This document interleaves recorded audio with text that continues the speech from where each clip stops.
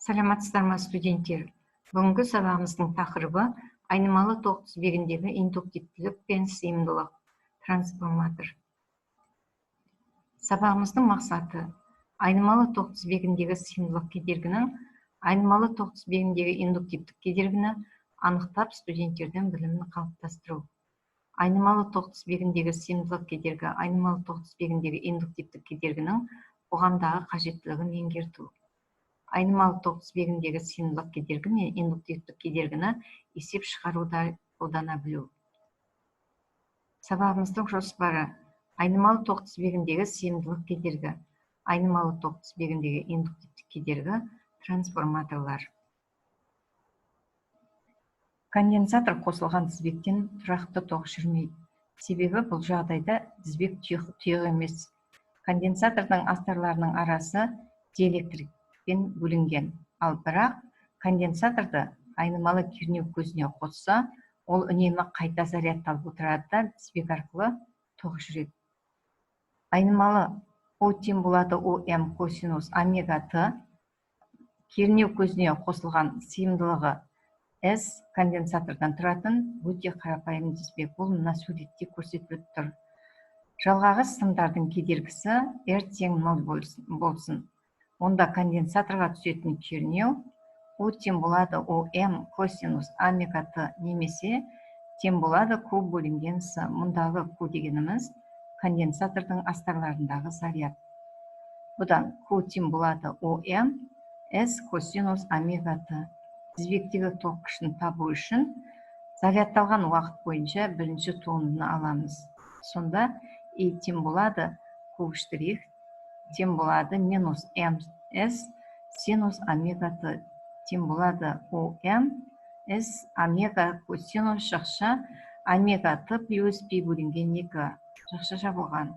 Мұндағы ОМ ол тең болады омега С ОН-ға. Бұл өрнек тоқ күші тербелістерінің амплитудасын береді. Бұлай болса, тоқ күші тербелісінің теңдеуін біз бұлай жазуымызға болады екен. Яғни E тең болады EM косинус жақша омега Т плюс Пи бөлінген 2 жақша жабылған. Бұл теңдеуді конденсаторға түсірілген кернеудің O тең болады ОМ косинус омега Т өрнегімен салыстыра отырып, мынандай қорытындыға келеміз. Тізбектегі тоқ күшінің тербелістері кернеу тербелістеріне фаза бойынша Пи бөлінген 2 немесе 90 градусқа алда болады. Яғни XS тең болады 1 бөлінген омега С. Белгілену енгізейік, яғни EM тең болады омега С ОМ. М-ді қойсақ, онда, яғни X қойсақ, онда EM тең болады М бөлінген L көбейтілген М бөлінген X-ға формуласын аламыз. Бұл тізбектің бөлігі үшін оң заңы. Соңғы өрнектегі, яғни X тең болады 1 бөлінген омега С. Актив кедергінің орнында, яғни тұрған жиілік пен сыйымдылықтың көбейтіндісінің кері шамасын біз сыйымдылық кедергісі деп атаймыз. Бұл өрнектен тұрақты кернеу жағдайында сыйымдылық неғұрлым үлкен болса, онда конденсатордың астарындағы заряд та соғұрлым үлкен. Олай болса, қайта зарядтап, тоқ күшінде соғұрлым, яғни кедергі аз. Сонымен біз тербеліс жиілігі неғұрлым көп болса, сыйымдылық кедергі соғұрлым, яғни аз болатынын көреміз. Тұрақты тоқ үшін омега 0-ге тең. Ендеше, яғни X тең болады шексіздікке. Тізбекте тоқ жүрмейді. Тек қана сыйымдылық кедергі бар тізбектегі айнымалы тоқ күшімен кернеудің уақытқа тәуелділік графигімен, яғни векторлық диаграмма сәйкесінше суретте көрсетілгенде 2D7 және 2D8 суреттерде көрсетілген. Векторлық диаграмма тоқ күші мен кернеу амплитудасы векторларының арасындағы бұрыш Пи бөлінген 2-ге тең. Айнымалы тоқ тізбегіндегі индуктивтік кедергі. Айнымалы тоқ тізбегінде индуктивтік қосымша кедергі тудырады. Оның өздік индукция құбылысымен түсіндіруге болады. Ол үшін біз 2-10 суретте мынандай тәжірибені қарастырайық. Тұрақты тоқ көзіне қосылған екі электр шамның екіншісіне тізбектей индуктивтілігі үлкен катушка жалғайық.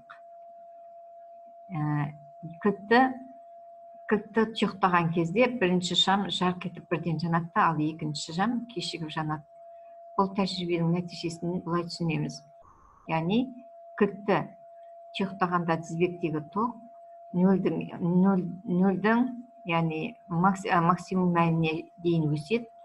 Бірінші шамадағы тоқ күші тез өседі, ал екінші шамадан өтетін тоқ күшінің өсуі енді шамалайды. Яғни оның себебі мұнда өздік индукция тоғы кедергі жасайды. Сондықтан екінші шамадан өтетін тоқ күші баяу біртіндеп өседі, ал бірінші шамадағы тоқ күшінің мәніне жайлап жетеді. Осылай жайлап жетеді. Енді тәжірибені өзгертіп біз, яғни тізбектегі тұйық кілтті бір қалыпта қосатын болсақ, онда тізбектен тұрақты тоқ, ал ол екінші қалыпта болса айнымалы тоқ жүреді.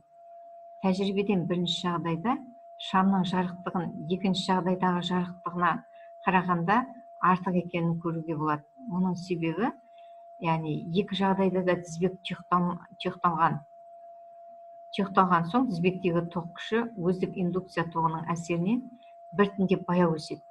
Бірақ кілт екі қалыпта да тұйықталғанда тізбекте тоқ күшінің шамасы да бағыттары да периодты түрде өзгереді. Яғни бұдан периодтың 4/1-не тең уақыт тоқ күші өзінің тұрақты мәніне жетіп үлгермей кеми бастайды. Және ол әрбір жартысы период сайын қайталанып отырылады. Сонымен тоқ күші азайып, индуктивтік тізбекте қосымша кедергі туады. Катушкадағы тоқ күшінің тербелісі кернеу тербелісінен фаза бойынша пи бөлінген 2-ге артта қалады. Яғни катушкадағы тоқ күшінің амплитудасы енді тек индуктивтік кедергісі ғана бар. Айнымалы тоқ тізбегіндегі тоқ күшінің қалай өзгеретіндігін анықтайық.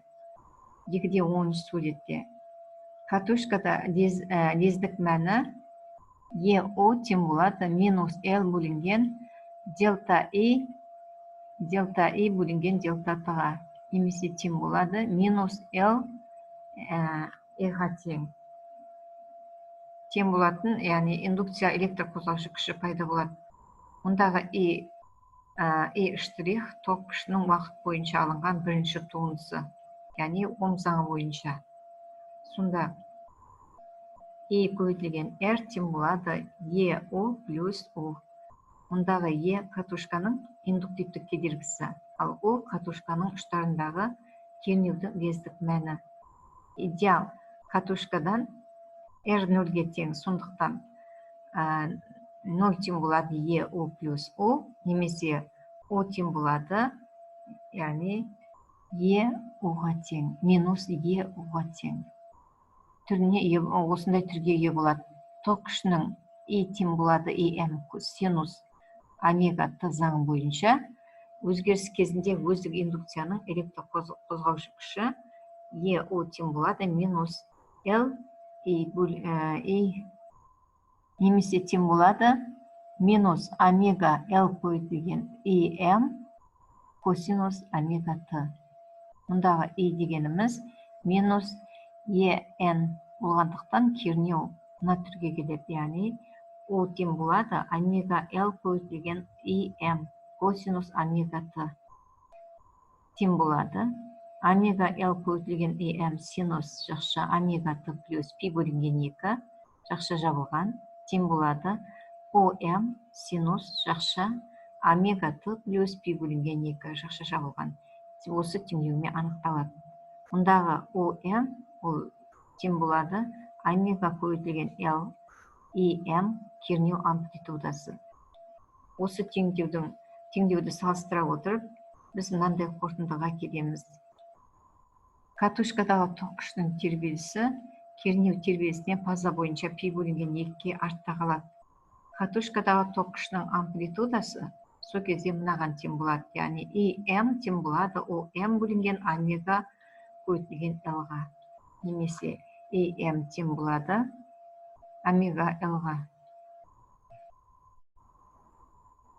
Формуласымен анықталады. Бұл индуктивтік идеал катушкасы бар айнымалы тоқ тізбек үшін Ом заңы.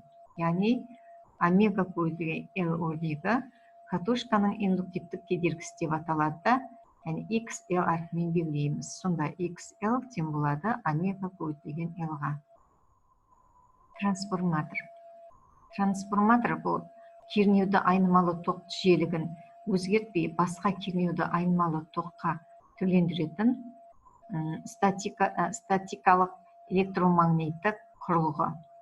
Трансформатордың жұмыс істеу принципі электромагниттік индукция құбылысына және параметрлік эффектіге негізделген.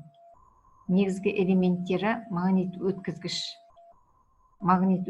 және онда орналасқан бірінші ретті орамдар. Орамдармен бір немесе бірнеше екінші реттік төмендетуге арналған электр приборы. Үй жағдайында трансформаторды пайдаланып, электр приборын кернеуі 227 вольт желіден кернеуі 220 вольт желіге дейін және керісінше қосуға болады. Бұл трансформатор жоғарғы кернеуді желіге ауыстырып қосылса, онда оны кернеуі 220 вольтқа 20 вольт желіге қосуға болады.